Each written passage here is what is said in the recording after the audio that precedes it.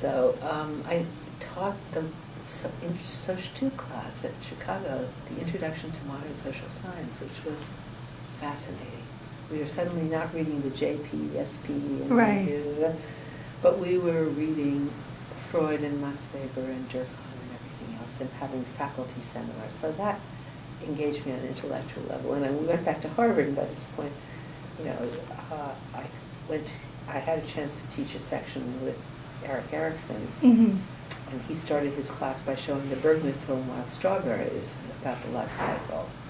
And his thing was you can't take a life history. You can't understand life history apart from history. Mm. Life history and history are intertwined. And I could relate to that. I mean, he showed me a way of working in psychology that to me had integrity. Mm. And the questions he was asking and so forth. And then I had a chance to work with Larry Kohlberg, to teach section. I was hired as a research assistant for him. And he said after the Holocaust, the social sciences can't take a stance of moral neutrality. Mm. You can't say values are relative to your culture. I mean, so Germans like to kill Jews, that's what Germans are. I mean, it's just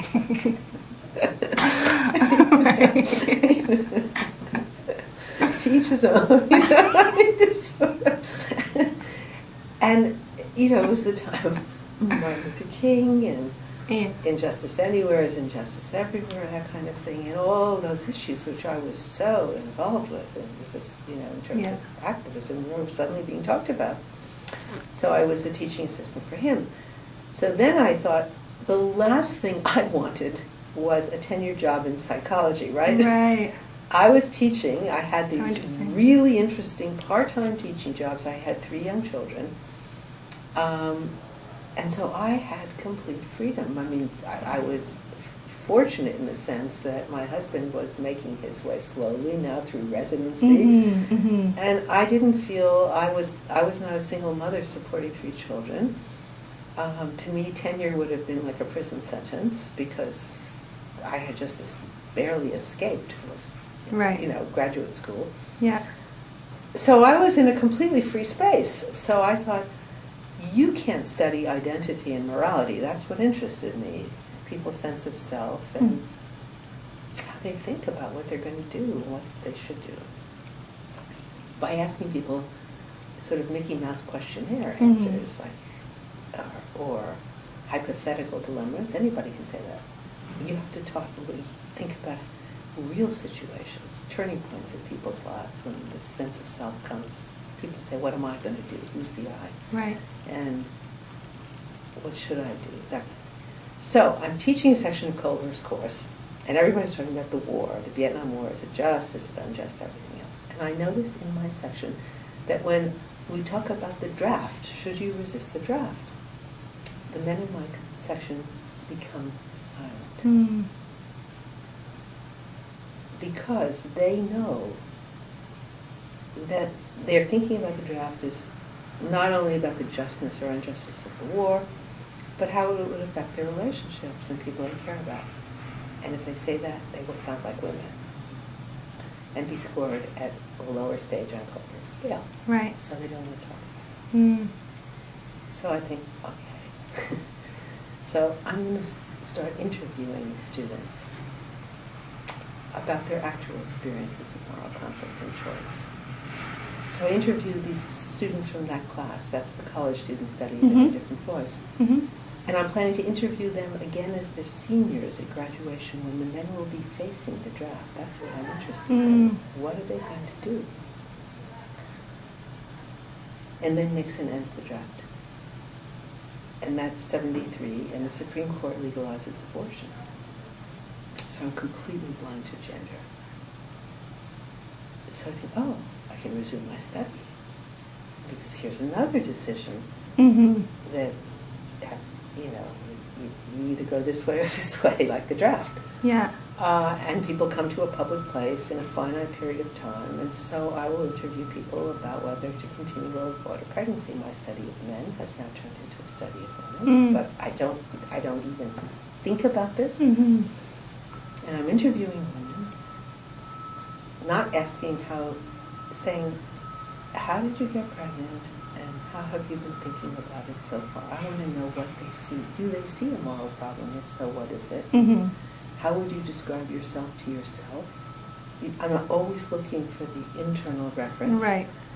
And thinking about the decision, who's involved, what's involved. Yeah. You know, and I hear women talking about, and I realize that I'm hearing a voice that is completely dissonant from the public abortion debate. And I understand why women, if women say what they in fact are feeling and thinking, Mm-hmm. they'll either be heard as murderers, or they will be heard as talking, you know, being upset about nothing. What's the problem? Fetus has no rights. Right, right.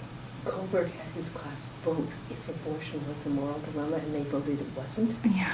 And he told me that. Yeah. I thought, so women are talking about nothing? Yeah. You know what I mean? It was just Yeah. amazing. And I remember I interviewed a woman on Kohlberg dilemmas when I was a research assistant for him. She looked at me and she said, would you like to know what I think, or would you like to know what I really think? Mm. Mm. So I realized that both for women, if women said what they really thought, it was hard to be heard and understood. If men said what they really thought, they would sound like women. Right. And be they wouldn't be at these high stages. Yeah. So that was the ground. I sat down, I was staying home for a year because we'd moved from one suburb of Boston to another, which for my children was one end of the world to another. and I sat down. Oh, my friend Dora came over, and I said, Dora, this is really interesting. I'm reading these interviews with these pregnant women, and I said, I understand why these psychologists, Freud, Erikson, Piaget, Kohlberg, why they don't understand women, because women are talking, I mean, it's starting from a different premise of connectedness, not separateness. And she said, that's really interesting, why don't you write about it? So I sat down and I wrote, just in my kitchen table, for myself, in a different voice, women's conceptions of self and morality, about the dissonance between women's voices and the voice of psychological theory. But it's important to know that I had started with an observation that men weren't saying what they were really feeling and thinking either. Yeah. And that psychology was out of touch with the human world. Yeah. And that's how I started doing feminist psychology. Yeah. And I was so blown away. First of all, that just made sense of all kinds of things for me in terms of my own experience too. And then I recognized something which had been right in front of me all along and I'd never seen. Kohlberg's study was of 84 white boys. Right. Erikson wrote from the child. In Piaget's moral judgment of the child, you look up girl, and there are 4 entries, and you look up boy, and there's nothing because the child is assumed to be male. And Erikson and Freud wrote from they assumed a male perspective. Yeah. So that's how I didn't start with a feminist ideology to do that. I understand that. I discovered this feminist problem organic. was absolutely in the center of psychology. These psychologists had been selecting samples on the basis of gender. Right. And it was so consonant with the culture that it was, what I was doing was writing about the obvious. Yeah. Yeah. And fascinated because I respected Erikson and Kohlberg. They were smart men. And I myself had done, nobody was seeing it. Yeah. Men were not seeing the omission of women as significant, and women were not seeing the omission of ourselves as significant. Right. So there you go. That's right. And how did you then take? So I mean, sounds like a major shift. It was an epiphany. No, I mean paradigm it was shift. a moment. It was a complete, in a different voice. I mean, my book. I'm an English major, so I'm a writer. So I think about language. It's called In a Different Voice, because if I wanted to write a book about women's voices, I would have called it In a Woman's Voice. Right. It's about the bringing women's voices into what was called the human conversation. Yeah. Changes the voice of the conversation. That's the whole book. Yeah.